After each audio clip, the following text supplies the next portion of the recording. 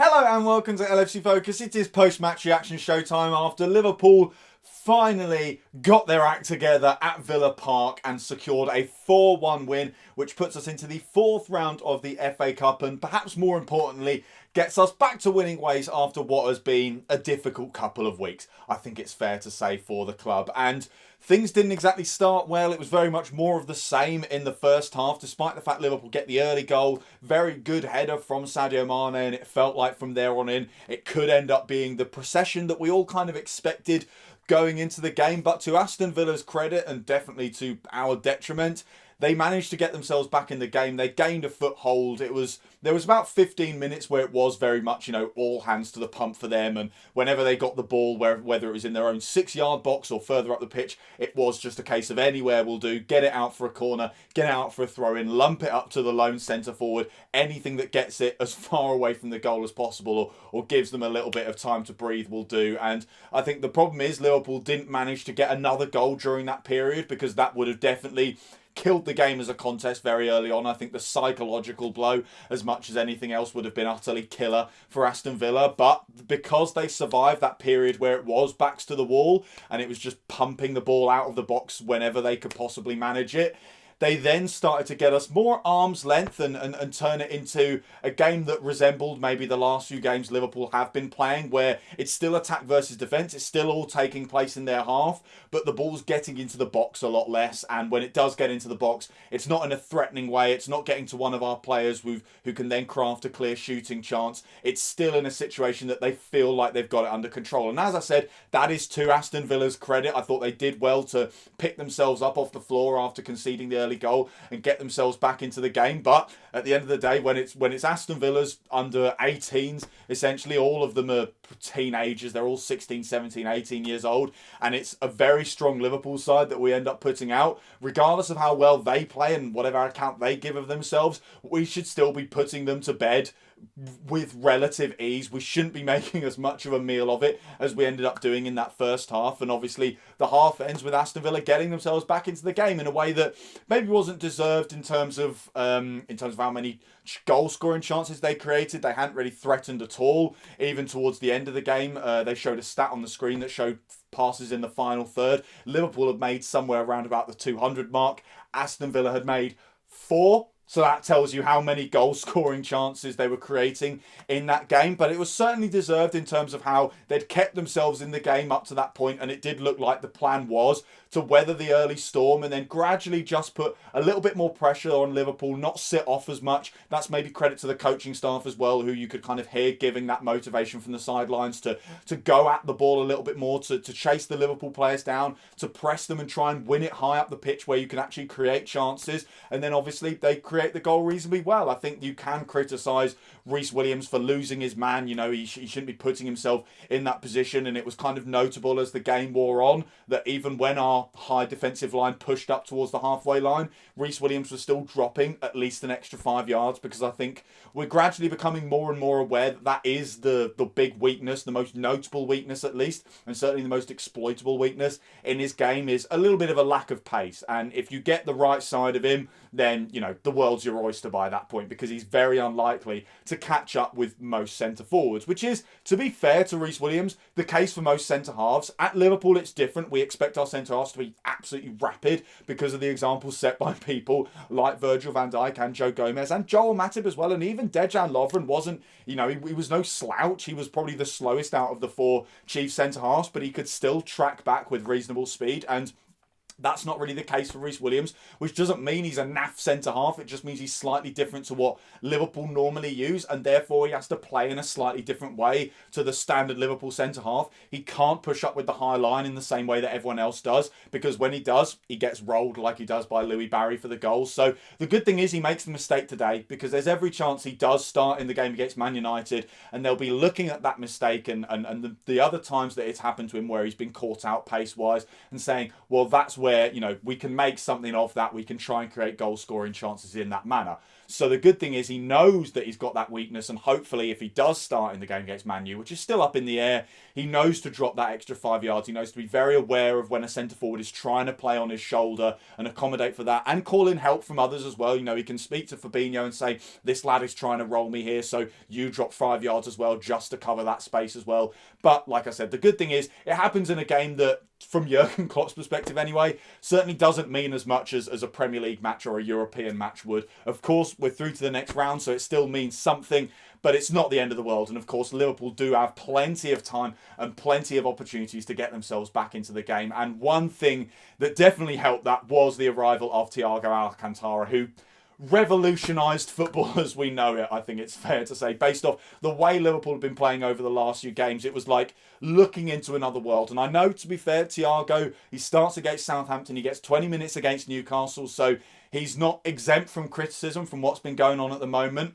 But today, he just turned Liverpool into a completely different animal. And that's understandable as well, because he's had a bit of time in the squad now. And when you look at some of the things he's capable of doing, his teammates around him need to be aware of that. There's a fantastic pass he plays for the fourth goal that Liverpool scored to Xherdan Shaqiri, where it's not like just like a no-look pass where he looks out to the wide right channel where Nico Williams is, and it looks like he's going to spread the play out into the channel, but he shapes his whole body to do that as well. So any defender of sane mind is already moving over to try and block that pass, or at least close down that space, so when Nico Williams receives it, he hasn't got space to run into or anything like that. But then, of course, despite his body shape and his head and everything pointing to him playing the pass that way, he goes straight, you know, it's a central pass, it's vertical right up the pitch into Xherdan Shaqiri, who is then able to lay it onto Mo Salah, who can then smack the ball into the back of the net. And that's the kind of thing, there it goes again, that Thiago can do, but you need everyone else on the pitch to know he's going to do it. You need Shaqiri to be alive to that moment, so that when the ball arrives, he's already ready and he knows where he's playing it as well, because he knows that pass is coming, which is probably because Shaqiri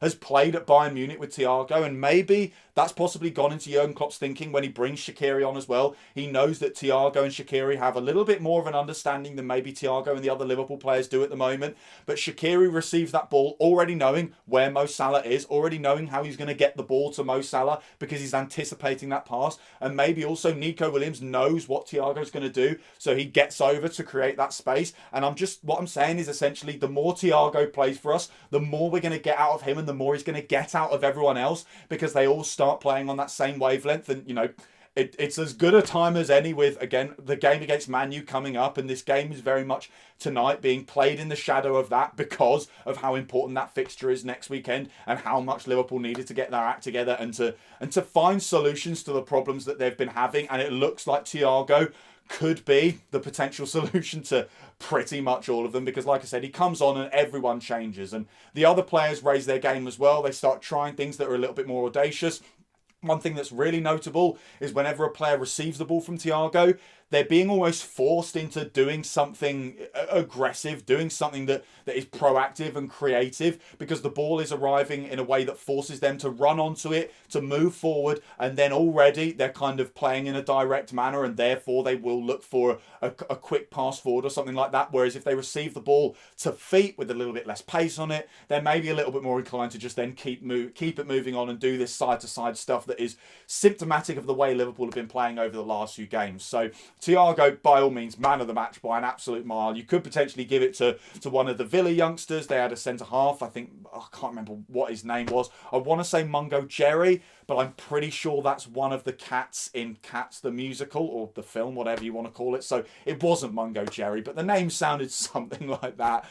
He played very well either way at centre-half, so if you want to give the man of the match award to Mungo Jerry, then by all means do. But from a Liverpool perspective, it's got to go to Thiago Alcantara, because he changes the game. If you gave like hockey assist, which is the pass before the assist, then he'd probably have all three of them, I'm pretty sure. I can't remember the goals that clearly, but he was definitely involved. You know, it's a great finish from Wijnaldum as well, set up well by Takumi Minamino, who I thought had a good game as well. If we want to talk about lads who've played themselves into having a chance in the game against Man U, I thought Minamino was very impressive. He was sharp, he was direct. Of the three attackers that start the game, I actually liked him the most. You know, whenever he received the ball, he looked capable of creating something. So I was very pleased to see him get the assist, setting up Wijnaldum. The second Mane goal, which is the third Liverpool goal, was great. It's good to see Shaqiri get another assist as well, to come on and play a key role after, to be fair, I gave him a little bit of stick after the Southampton game, and maybe that was a little bit unfair given that he had less time on the pitch to influence things than anyone else. But I thought today he was very good. And again, you've got to take everything with a pinch of salt because it's the Aston Villa under 18s we were playing. But when things haven't been going our way, and when they weren't going our way at the start of the game, to see Liverpool get their act together live in front of you and actually improve at various stages throughout the game is very, very positive, because there's every chance that there's a point in games coming up over the next few months or few weeks even, because we're not out of the woods yet, where things aren't going well.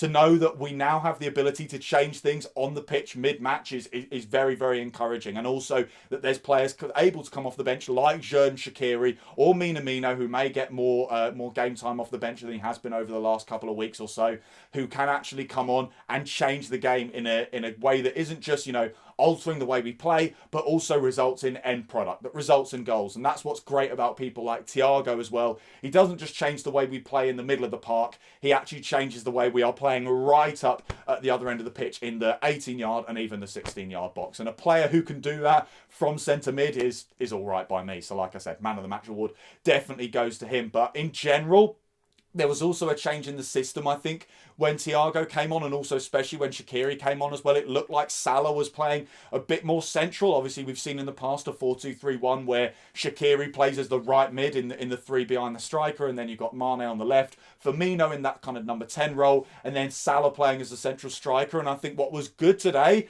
that again comes through Thiago, is with the creative incentive put on Thiago and the rest of the midfield, it's now just up to the attackers to put the ball in the back of the net. They don't have to worry about receiving the ball 30 yards from goal and trying to go on a mazy run or pick each other out with, superb inch-perfect passes or anything like that split defences open. All they've got to worry about is receiving the ball in the box and smacking it into the back of the net, which is something that all three of them, even Firmino, who is also a great creator, are pretty good at. And that's what we saw from Salah when he finally does get his goal. He just receives the ball still in a tight space, but it's central, it's in the box. There's a clear, way that he knows he can get it into a goal-scoring position. So he holds it up for a moment and then he just drills the shot into the bottom corner. And that's not a position that Mo Salah has been able to find him in enough. He's been taking shots from narrow angles, from far out, from areas that the defences are forcing him into because he's playing in that wide role. And I do think that maybe we should be looking at switching back to this 4-2-3-1. It's something Liverpool have done in the past, looking back to maybe the 18-19 season. We do it around a similar stage of the season, sort of the halfway point, just to stop things stagnating and to give Shaqiri a role as well, because he was in form, he was playing well, and just to shake things up and get around the fact that people had kind of found a template to play against us. And it's fair to say that West Brom, Newcastle and Southampton, different teams, different playing styles, but all of them at some point used the exact same method of nullifying Liverpool, which was a defensive low block and trying to bring us all not just into their half, but into the final third, so it becomes very, very congested. So a change of system and getting an extra attacker on the pitch could be exactly what Liverpool need. And like I said, I think it benefits Mo Salah because he can play central, because he can actually get closer to the goal and therefore get much clear-cut chances, and therefore it benefits him and it benefits the other players as well. So it got better, I think, is the headline to come out of this game. Like I said, it started very poorly, and if it didn't get better, then I would have probably laid into the players a lot more for that first half, because it was diabolical at times given the standard of the opposition, regardless of how well they played, that we were up against. But thankfully, Jurgen Klopp found a way around it. And yes, that way around it was to throw a load of world-class players on the pitch that we had in reserve on the bench. But hey, if it works, it works. And if you've got Thiago Alcantara in your arsenal, then my God, you may as well use him. And that's what Liverpool did. And that got Liverpool over the line. And, I'm now waiting with a little bit of excitement and a trepidation as well for the draw for the 4th and 5th rounds. Because as I said, if you get a favourable draw for those two games and you manage to negotiate them and get through, which is, as we've seen off of tonight's evidence, easier said than done, then you're into the quarterfinals. And suddenly, in a season that is a little bit weird and it changes week by week and you never know what's coming round the corner, we could be in a position where that is our best shot at silverware. And the thing about brilliant winning teams is they always pick up silverware, regardless of what it is. If they have a bad season in the league and they have a difficult time, the European Cup that they get knocked out of fairly early on, they will go hell for leather in the Cup to make sure that come the end of the season, they're still lifting a shiny thing. So by no means should Liverpool be writing the FA Cup off, because on tonight's evidence, we've also got a little bit of strength in depth for it as well. We can bring on substitutions when necessary to change the game around when we're coming up against teams that maybe haven't got that luxury as well. So by all means, don't write the FA Cup off just yet. But as I said, this game was very much played in the shadow of that game coming up against Manchester United. That's very much in the back of our minds, probably in the back of Klopp's mind as well. And the positive thing to come out of this is that Liverpool may just have got themselves back on track just in time for what is a very crucial game next weekend. But until then, that is all for today's video. Thank you guys very, very much for watching. If you did enjoy the video, as always, you know what to do. Hit the like button down there. Hit that subscribe button there if you're new around here. Check out some of the other videos that have been out on the channel over the past few days as well. Don't forget to follow at ASTLIV TV on Twitter. And I'll be back relatively soon with the pre-match content for the game against Man U. Until then, bye for now.